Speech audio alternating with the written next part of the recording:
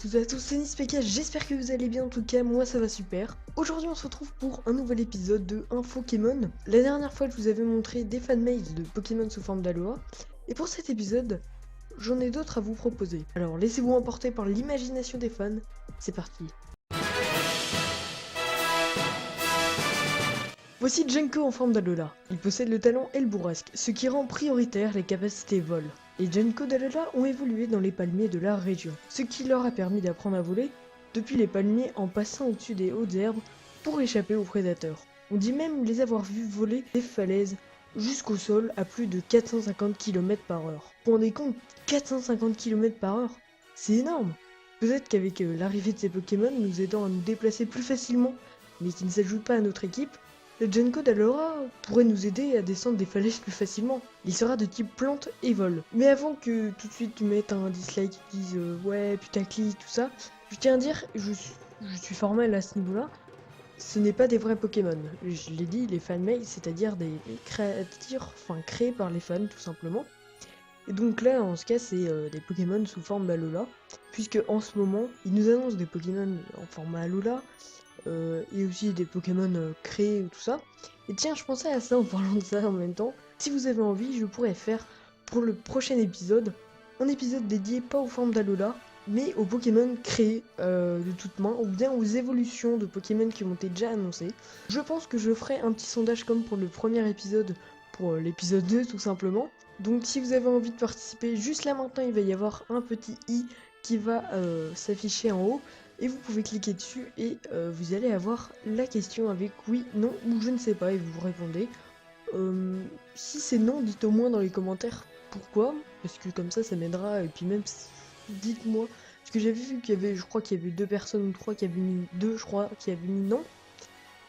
Dites aussi pourquoi, peut-être parce que vous voulez autre chose, tout simplement. Je suis tout à fait prêt pour faire autre chose en plus de ce type de contenu, donc voilà. Voici Electrode sous forme d'Alola.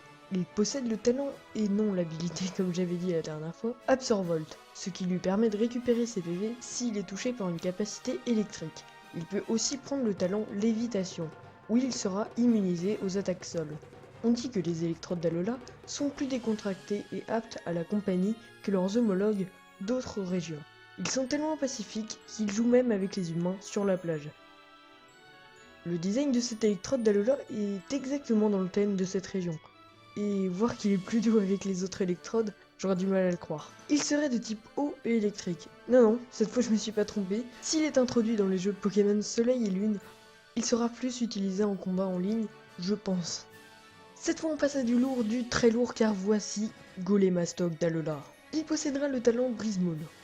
Un Pokémon doté de ce talent ignore les effets d'affaiblissement ou d'annulation de dégâts ou d'effets que le talent de son adversaire pourra déclencher, du genre intimidation. On dit qu'ils ont été moulés dans la boue, le bois et le sable par les gardiens Alolan pour protéger leur village des éruptions volcaniques. Il sera de type fée et sol, et franchement je trouve qu'il a un design qui fait un peu tribu Maya. Le style est bien dans le thème.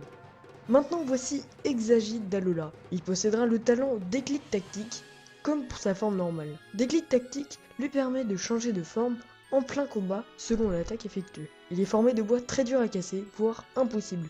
On dit que les dents sur leur bouclier sont des dents de Sharpedo. Possédant le type acier haut, je pense qu'il aurait pu être très bon en stratégie.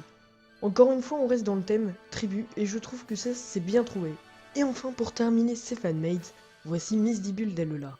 Avec un de ses talents garde magique, seules les attaques directes peuvent blesser le Pokémon.